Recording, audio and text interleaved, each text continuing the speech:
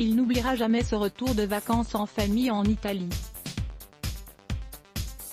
Mardi 14 août, comme de nombreux vacanciers français, Nicolas emprunte la 10, l'autoroute des Fleurs, qui relie Gênes à Vintimille, pour rentrer en France. Il est un peu plus de 11 heures, quand, sous une pluie torrentielle, sa voiture s'engage sur le pont Morandi, qui surplombe la capitale de la Ligurie, dans le nord-ouest de l'Italie. Il ne le sait pas encore, mais il va être témoin de l'effondrement de pont le plus meurtrier en Europe depuis 2001. Soudain, les voitures se sont arrêtées et les gens affolés nous ont fait signe de reculer, raconte le jeune homme à France Info.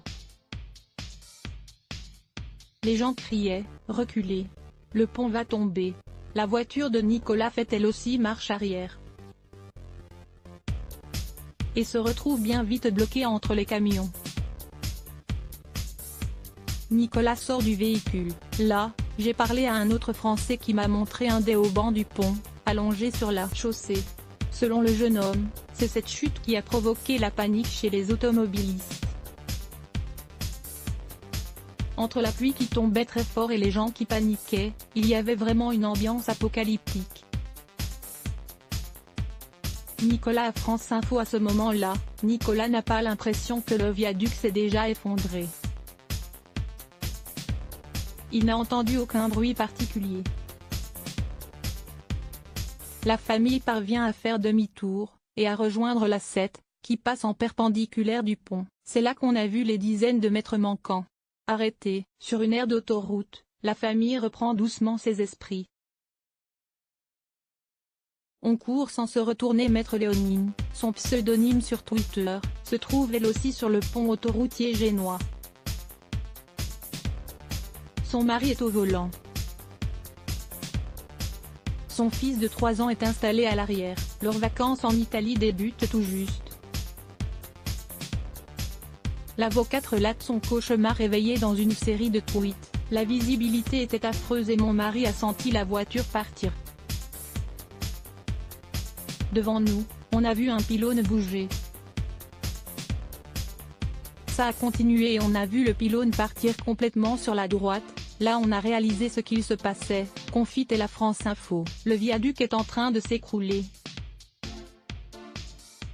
3 secondes plus tard, premier réflexe stupide, on enclenche la marche arrière. Évidemment, ça bloque immédiatement. Alors on fait la seule chose à faire, on sort de la voiture sous la pluie battante, on détache notre fils de 3 ans aussi vite que possible, mon mari le prend dans ses bras, et on court sans se retourner. On a vu d'autres gens courir, hurler, en laissant comme nous leur voiture sur le pont. Maître Léonine sur Twitter. L'avocate atteint le tunnel par lequel elle est arrivée sur le pont. Dans le tunnel, tout le monde a gardé son sang-froid. Des gens que je remercie nous ont prêté des serviettes pour essuyer notre fils trempé, relate-t-elle. Les gens ont commencé à se montrer des photos du pont.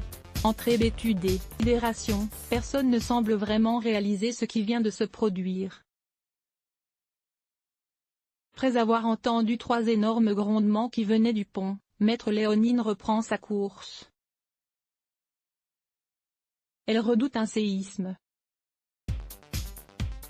À la sortie du tunnel, on est tombé sur les pompiers qui arrivaient, qui semblaient penser peut-être que tout le pont était tombé, car ils étaient étonnés de nous voir à pied, expliquant que notre voiture y était toujours. Le pont n'était plus là.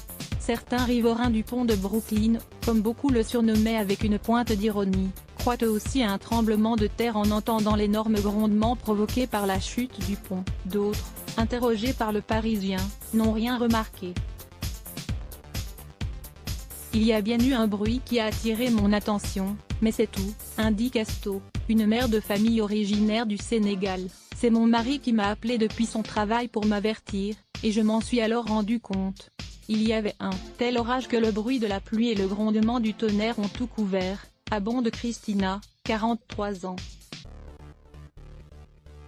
Mais à un moment, j'ai vu un hélicoptère de la protection civile tourner autour. Je me suis dit que, par cette météo, il y avait quelque chose. Et j'ai constaté que le pont n'était plus là. Ce pont, il faisait partie de notre paysage, ajoute Asto. Moi aussi je passais régulièrement dessous, avec mes enfants, pour me rendre au marché par exemple. Oh mon Dieu! Oh mon Dieu! À plusieurs centaines de mètres de là, un homme assiste médusé à la catastrophe. Il est environ 11h30. Et il a le réflexe de filmer la scène. Au loin, des éclairs zèbrent le ciel.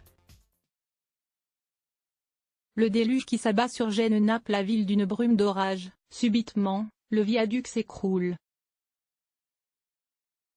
Sous les yeux de ce témoin impuissant, une pile du pont Morandi s'effondre, emportant dans sa chute un pan entier du tablier. Oh mon Dieu!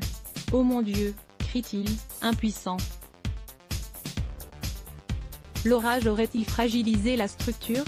Des témoins assurent avoir vu la foudre s'abattre sur le pont autoroutier avant la tragédie. À 10h35, la foudre a frappé la base d'un pilier.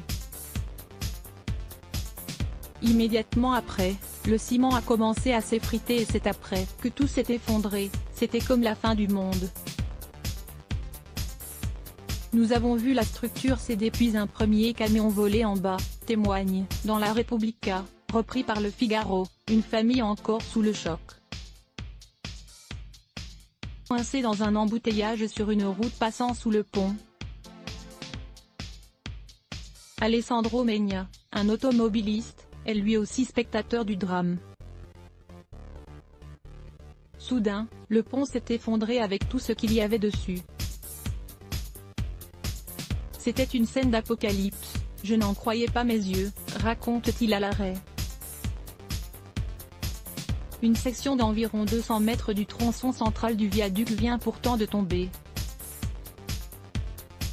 Selon le chef de l'agence génoise de protection civile, entre 30 et 35 véhicules, des voitures et des camions, ont basculé dans le « vide », s'écrasant quelques 45 mètres plus bas, sur la rivière, la voie ferrée et les bâtiments, dans un enchevêtrement de colossaux blocs de béton. Des décombres survolés par les pompiers italiens en hélicoptère.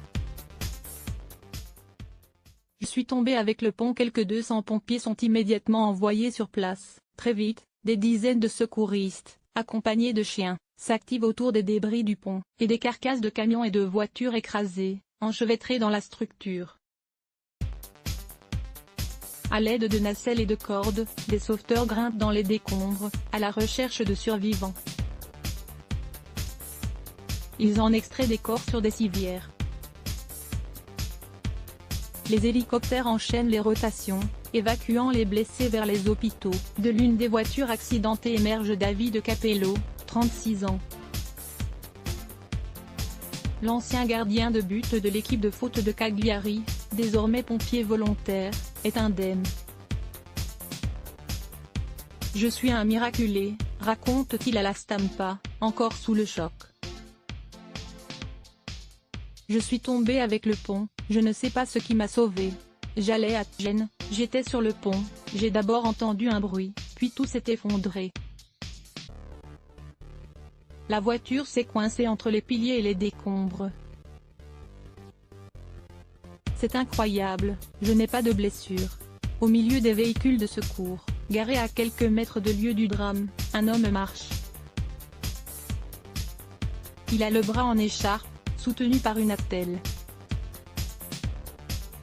Sa chemise bleue, nouée autour de son cou, pend sur ses épaules. Le Corriere della Sera l'a surnommé le chauffeur de camion miraculé. Il se trouvait sur le viaduc quand le pont s'est effondré. Il est sorti de la cabine de son camion juste avant, mais a été emporté dans la chute.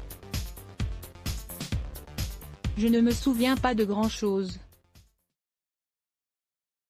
Je sais juste que c'est un miracle, je n'ai qu'une épaule foulée et des contusions, confie-t-il encore sonné.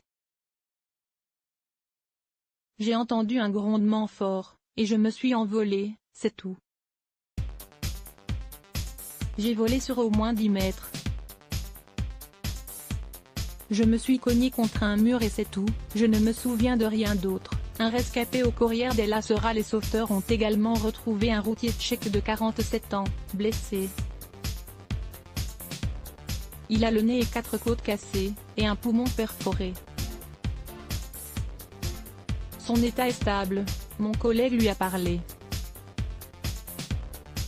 Il est heureux d'avoir survécu, déclare à l'AFP un responsable de son entreprise à Prague. Je me suis arrêté, j'ai fermé le camion et je suis parti en courant sur ce qu'il reste du viaduc.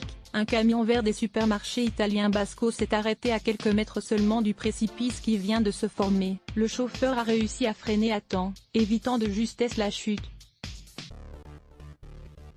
Le conducteur est sous le choc, mais il va bien, assure aux Parisiens le responsable communication de l'entreprise.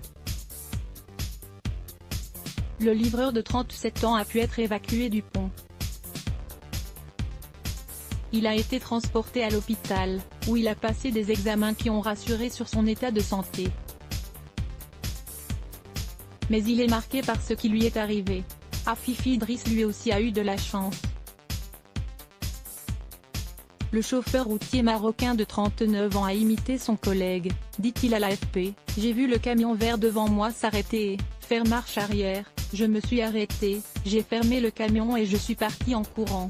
D'autres n'ont pas eu cette chance. Au fil de la journée, le bilan du drame, toujours provisoire et incertain, ne cesse de s'alourdir. Arrivé sur place en début de soirée, le chef du gouvernement italien, Giuseppe Conte, annonce 25 morts et 16 blessés dont 9 graves. Mercredi au matin, le ministre de l'Intérieur italien, Matteo Salvini, avance un nouveau décompte macabre d'au moins 38 morts et plusieurs disparus. 3 enfants, âgés de 8, 12 et 13 ans, ainsi que 3 Français figurent notamment parmi les victimes. Dans l'impressionnant amas de tôle et de béton, les opérations de sauvetage se sont poursuivies sans relâche toute la nuit. Selon la protection civile italienne, en comptant tout le personnel impliqué, pompiers, policiers, Croix-Rouge, les secours ont mobilisé 1 millier de personnes.